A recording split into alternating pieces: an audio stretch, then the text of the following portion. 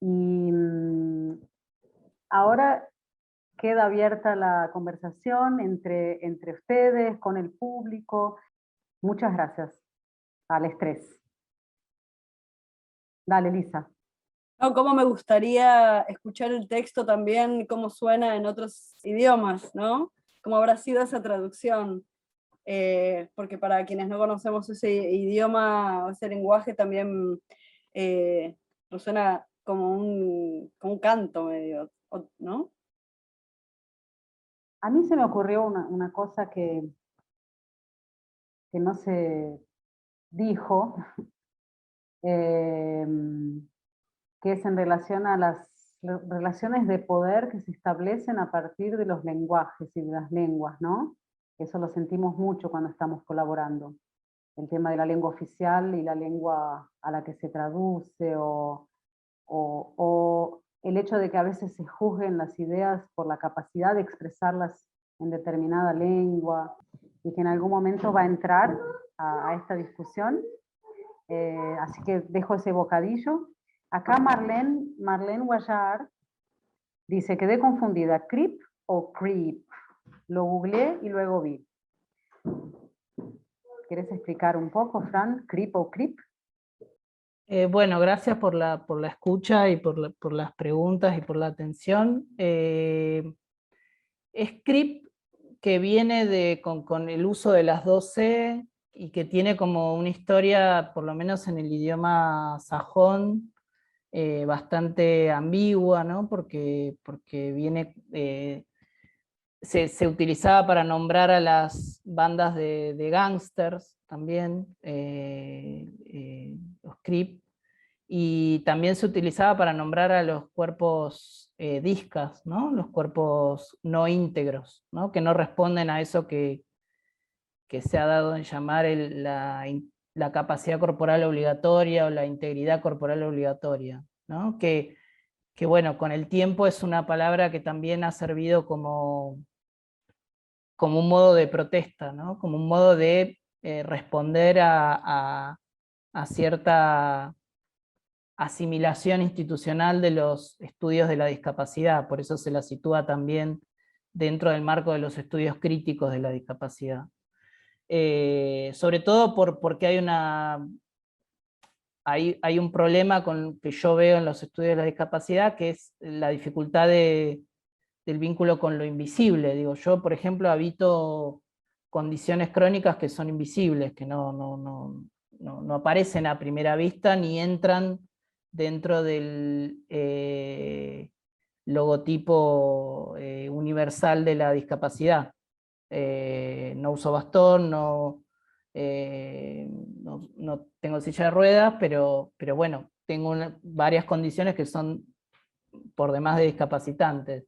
Entonces, para abrir ese marco de lectura y y seguir intentando romper esos aparatos de verificación que se construyen incluso al interior de los activismos por la discapacidad, usamos el término CRIP, que se ha traducido como teoría coja, como teoría lisiada, como teoría disca. A mí no me convencen esas traducciones, pero todavía no tengo una traducción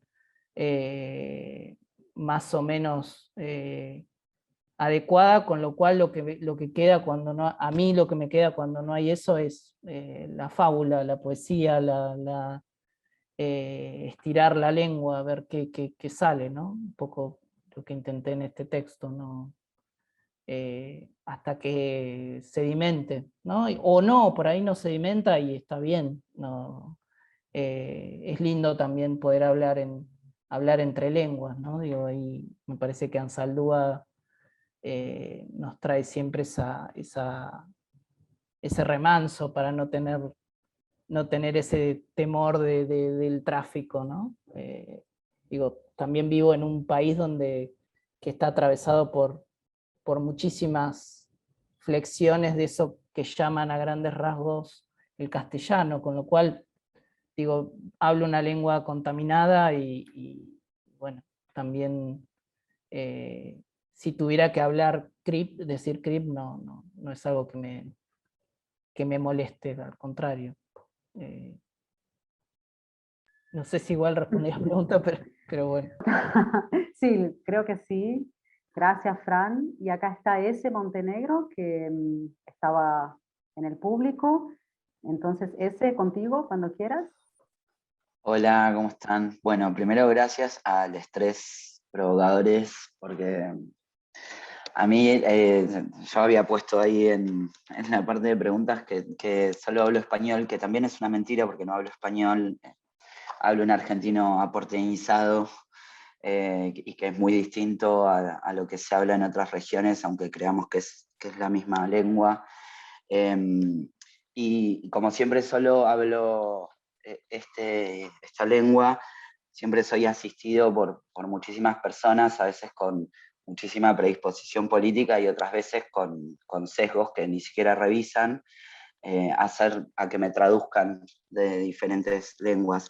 Entonces, como la pregunta que constantemente me disparaba las exposiciones de los tres provocadores es cómo escapar a lo homogeneizante todo el tiempo, a lo estructurante y que tiene una clara connotación política en el ejercicio de esa traducción, que, insisto, en líneas generales yo siempre la entiendo como muy hospitalaria, sobre todo cuando viene de amigues y compañeros, o gente que se dedica específicamente a hacer traducciones dentro de nuestras lenguas y estos tráficos de los que hablaba Vir, ensuciarnos. Pero cómo escapar a eso, ¿no? Cómo escapar a esa idea homogeneizante de la traducción, cómo mantenernos sucios y de alguna manera dignos y felices en esa suciedad, en esa falta de palabra. Eso. Gracias, ese. Entonces, Vir, dale. Y retomo algo de lo que, un poco de lo que decías vos, Natalia, ¿no? Y es que las traducciones no son reversibles, ¿sí? Por ejemplo, nosotros como hispanoparlantes estamos muchas veces muy forzados a traducir a la lengua del norte global, digamos, al inglés, que es la lengua que se impone, ¿no? Que se impone en los mercados artísticos, en los mercados académicos, ¿no? Etcétera, etcétera. Y un poco la pregunta está buena para pensar cómo esos pasajes nuevamente, no son simétricos.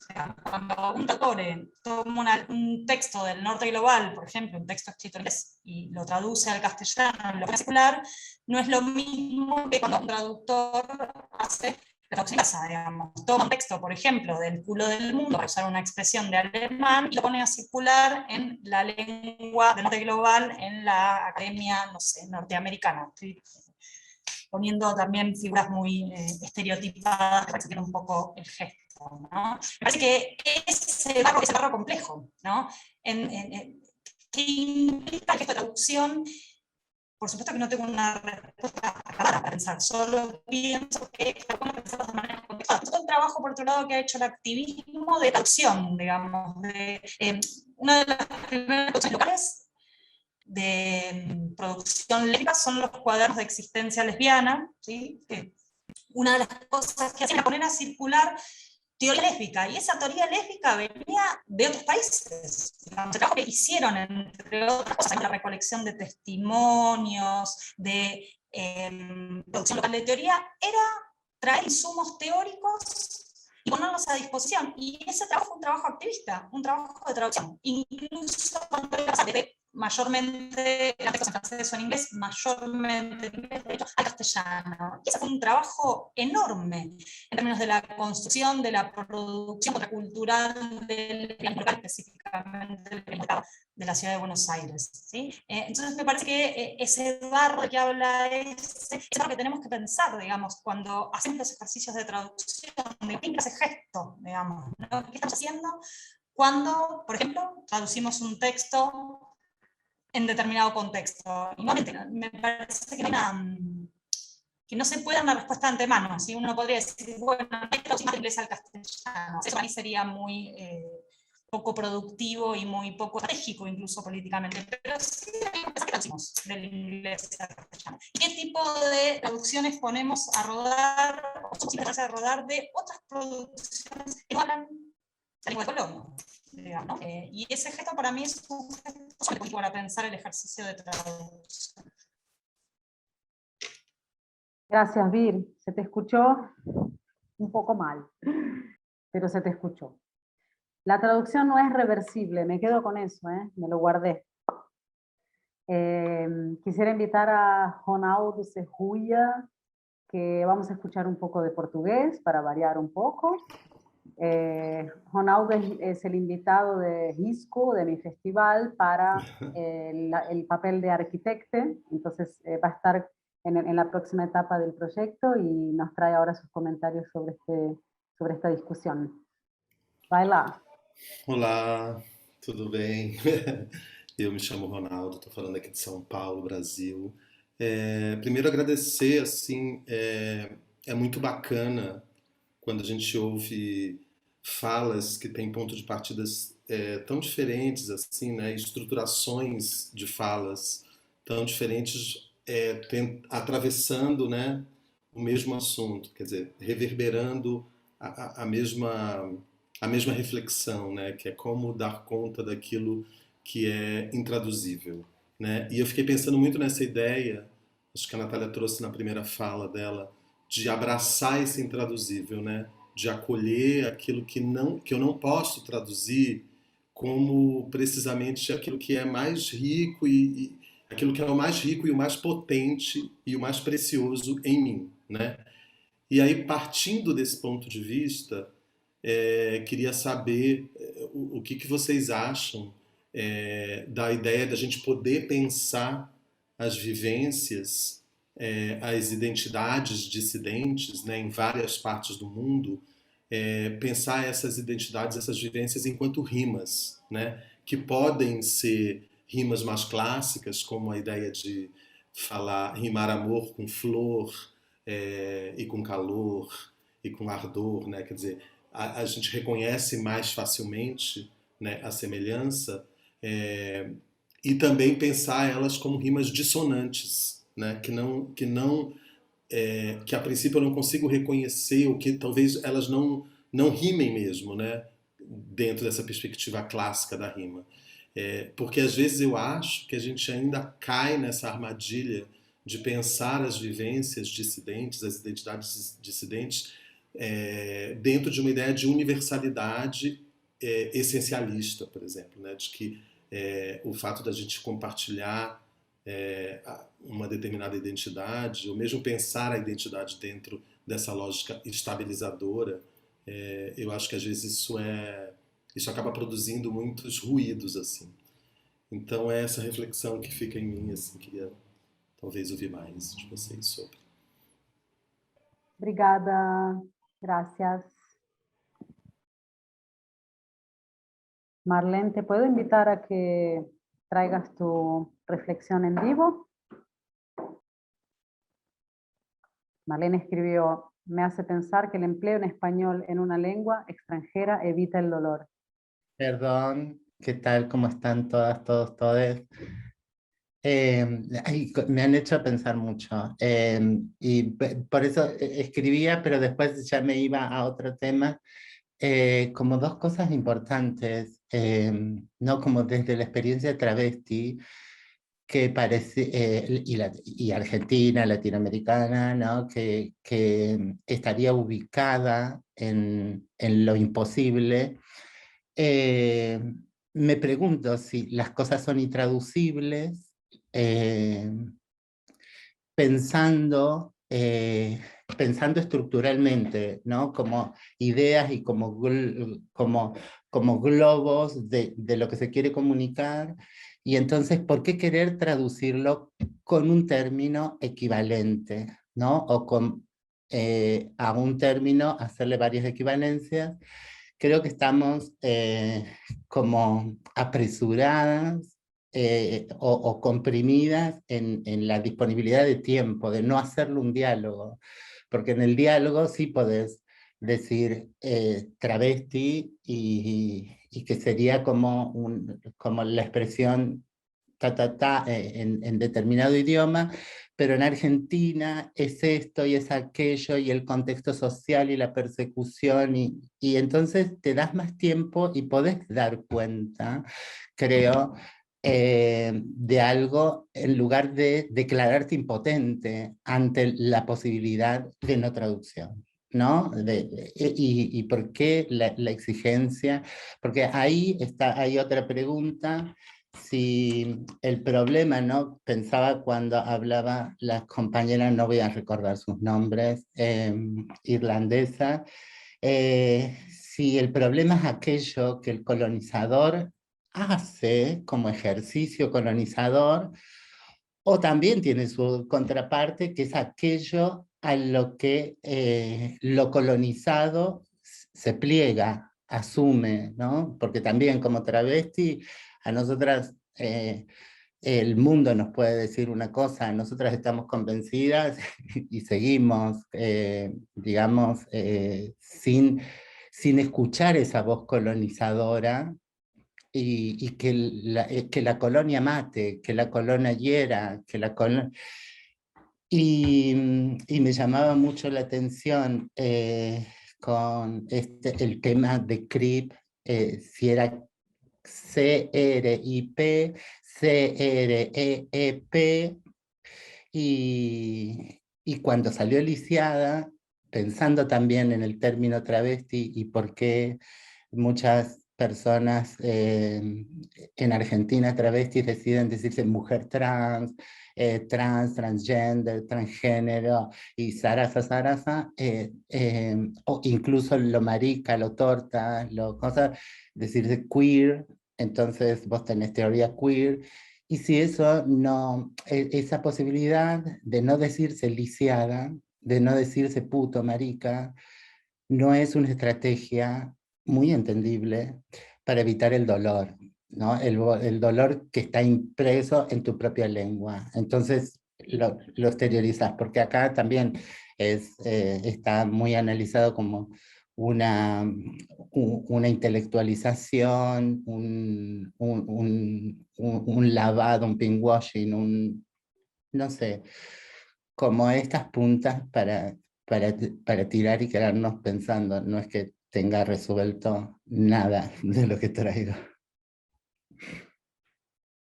Gracias, Marlene. Sí, muy linda la reflexión y conecta mucho con lo que pensamos desde el proyecto, que es eso, es como si la traducción quisiera respuestas rápidas para problemas complejos. Entonces, ese tiempo que vos traes de ese diálogo donde podemos profundizar, entonces travesti, no hay palabra para travesti porque la vivencia se da acá, se da en una cultura, se da en un territorio, ¿no? Y con una historia, y aparte, inclusive para diferentes personas que son travestis, puede querer decir otra cosa. Entonces puede haber tantas traducciones de travesti como travestis en el mundo. Entonces eso, la traducción a veces surge como el bloqueo al diálogo, porque como te traduzco no te explico. Y entonces eso, abrir ese espacio, y ese es el espacio que yo decía que es el espacio donde entonces te cuento una historia. Entonces yo digo travesti y digo, bueno, para que entiendas qué quiero decir con travesti te voy a contar una historia. Y esa historia tiene 1000 subhistorias, ¿no? Y tiene inclusive, en Brasil es una, en Argentina es otra, en fin, es una cosa mucho más compleja y más profunda.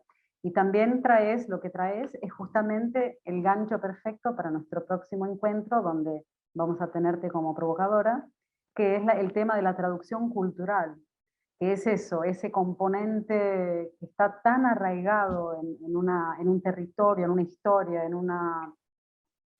un lenguaje, que hay que traducirlo culturalmente, hay que encontrar el puente. Ahí entonces la semana que viene vamos a hablar de qué puentes o qué puentes se cayeron, están rotos o no sirven, o hay que hacer una balsa, como dijo Fran, porque no hay puente, hay que construirla y la tenemos que hacer, ¿no? Colectivamente, en fin. Entonces, ya llegando hacia el final del encuentro, ya estamos casi en el horario, pero eso, trajiste justamente la reflexión que nos generó el tema de nuestro próximo encuentro. Yo quería decir una cosita en relación a lo que trajo Marlene, que me parece súper potente, digo, de la traducción como un lugar o una posibilidad de evitar el dolor.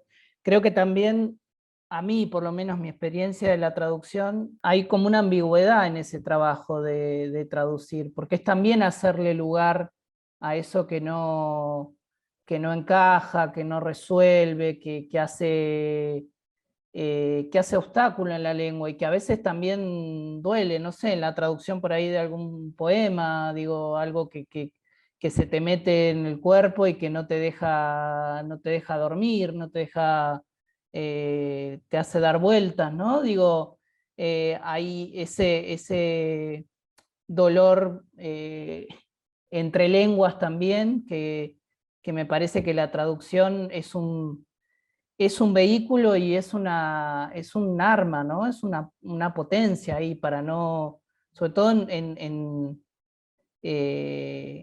en contextos donde se nos exige la resolución, la capacidad, la rapidez, la velocidad, decir, bueno, ¿qué sería una traducción lenta? ¿Qué sería una traducción discapacitada? ¿No? Digo, pensándolo más allá de la condición psíquica o corporal o experiencial que los cuerpos vivan, ¿no? Digo, ahí un trabajo político por hacer, ¿no? Digo, de no renunciar a esa dificultad. Me acuerdo de un texto de George Steiner donde él analiza los sonetos de Shakespeare, que justamente se llama Sobre la dificultad, y donde él habla también de esto intraducible, como enfrentarse a eso imposible y sin embargo encontrar un camino ahí, ¿no? Digo, en ese muro que aparece, bueno, encontrar una grieta, un apoyo, un lazo, y bueno, también caer, equivocarse, ¿no? Digo, bueno, traducciones, para mí traducción es imperfección, así que también ahí, pero digo, me parece que tiene esa ambigüedad que es súper interesante de lo que trajo Marlene en relación al dolor, ¿no? Sobre todo que es una cultura tan higiénica en relación a lo que duele y a lo que molesta y a lo que obstaculiza, que bueno, ahí creo que la traducción puede ser un recurso, un lugar de supervivencia, ¿no? Para los cuerpos doloríficos, que somos todos, ¿no? También. Gracias, Fran. Linda reflexión. Acá les leo unos comentarios que llegaron, los últimos.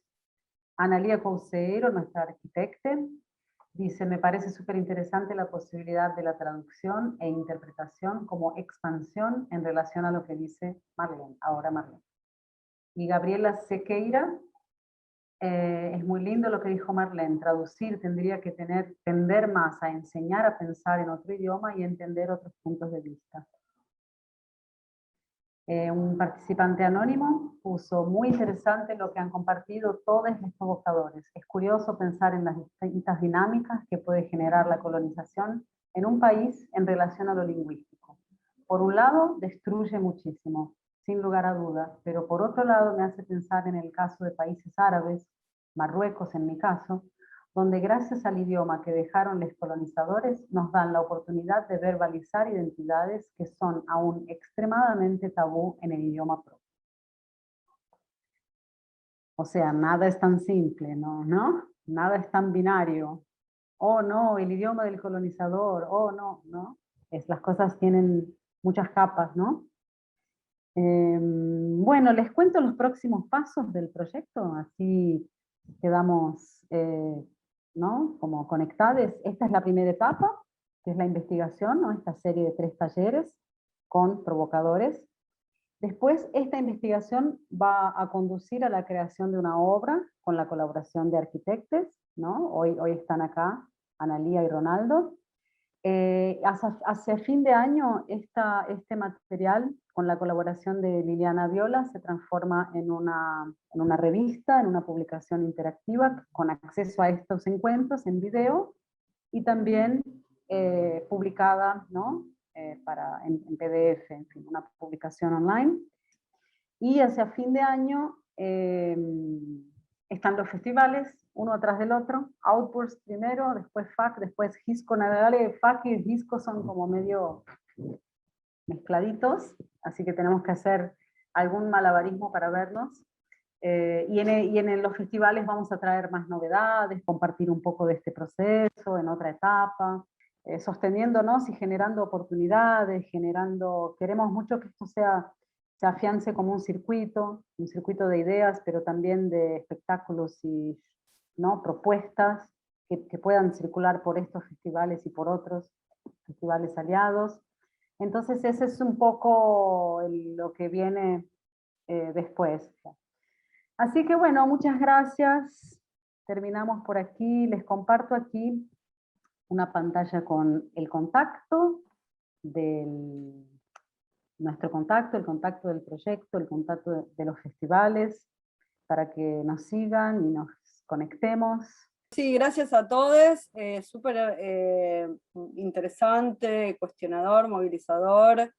Pensaba también cómo también sirve a veces inventar palabras para que no nos entiendan y que eso también puede ser una herramienta de autoprotección, ¿no?, entre comunidades o circuitos de gente,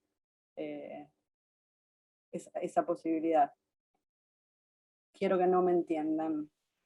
Sí, sí, gran verdad, como el payubá que hablan las travestis en San Pablo, ¿no?, que es un idioma que mezcla palabras de matriz africana, muy sacadas también de rituales religiosos de matriz africana, y la comunidad travesti, sobre todo en la época de la persecución policial, donde era una persecución policial institucionalizada, el payubá, que es ese idioma, ¿no?, ese dialecto callejero, también era una forma de protección, era una forma de compartir informaciones sin que nos entiendan. Así que muy buena manera de finalizar. A veces no quiero que me entiendan, ¿no? A veces es mejor. Gracias a todos.